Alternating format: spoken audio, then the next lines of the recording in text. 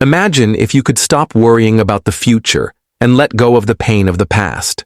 What if the secret to happiness was as simple as living in this exact moment?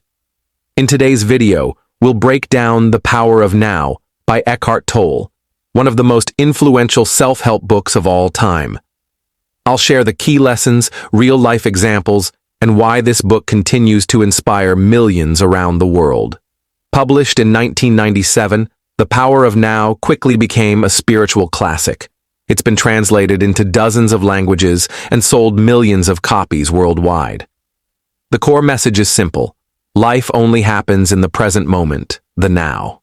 But as simple as it sounds, truly living in the present is one of the hardest things for most people. Let's explore the key takeaways and how you can apply them to your daily life. Takeaway 1. You are not your mind. One of the most eye-opening lessons from the book is that you are not your thoughts. Most of us live inside our heads, constantly replaying past events or worrying about what's coming next. Tolle explains that the real you is the observer, the awareness behind those thoughts. By stepping back and noticing your thoughts instead of being controlled by them, you begin to experience freedom. Takeaway 2. Pain lives in time. Think about this. Most of your pain doesn't exist right now. It comes from reliving the past or imagining the future. Regret, guilt, and anxiety are tied to time. When you stay in the now, that pain loses its grip.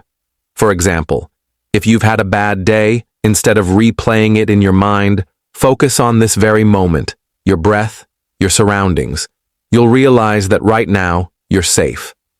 Takeaway 3. The body as an anchor. Tolle suggests a powerful technique to stay present. Use your body as an anchor. Pay attention to your breathing, notice your heartbeat, or feel the sensations in your hands. These small practices pull you back into the now. You can try this during stressful moments. Instead of reacting immediately, take a deep breath and notice how your body feels. That pause changes everything. Takeaway 4. The ego versus being. The ego is the false sense of self built on fear, control, and comparison. It always wants to be right, to win, to dominate. But your true self, what Tolle calls being, doesn't need to prove anything. It simply exists in awareness and peace. By recognizing the ego's tricks, like anger or jealousy, you can choose not to let them control you. Takeaway 5. The power of presence. The most important lesson is that real life exists only in the present moment. Happiness isn't in the future, waiting for you to achieve a goal, and it's not in the past, buried in memories. It's right here, right now.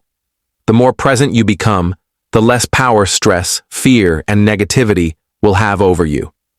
This isn't just philosophy, it's something you can feel when you truly pay attention. Takeaway 6. Acceptance of what is Tolle emphasizes acceptance. That doesn't mean giving up or being passive. It means acknowledging the reality of this moment without resistance. When you accept what is, you free yourself from unnecessary suffering. For example, if you're stuck in traffic, no amount of complaining will change it. But accepting it allows you to stay calm instead of letting anger take over. Takeaway 7. Silence and stillness. In the book, Tolle talks about finding stillness.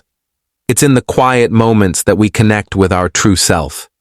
You can practice this by simply sitting in silence, listening to the space between sounds, or noticing the gap between your thoughts. These moments of stillness recharge your mind and bring peace. Takeaway 8. The now as freedom. The ultimate message of The Power of Now is freedom. Freedom from overthinking, from unnecessary pain, from the chains of time. By living in the now, you open the door to a deeper, more peaceful way of life. To sum it up, The Power of Now isn't just a book, it's a guide to living differently. You are not your thoughts. Pain lives in time. Your body is your anchor. The ego is not your true self. And most importantly, peace is always found in the present. If you haven't read this book yet, I highly recommend it. It might just change your life.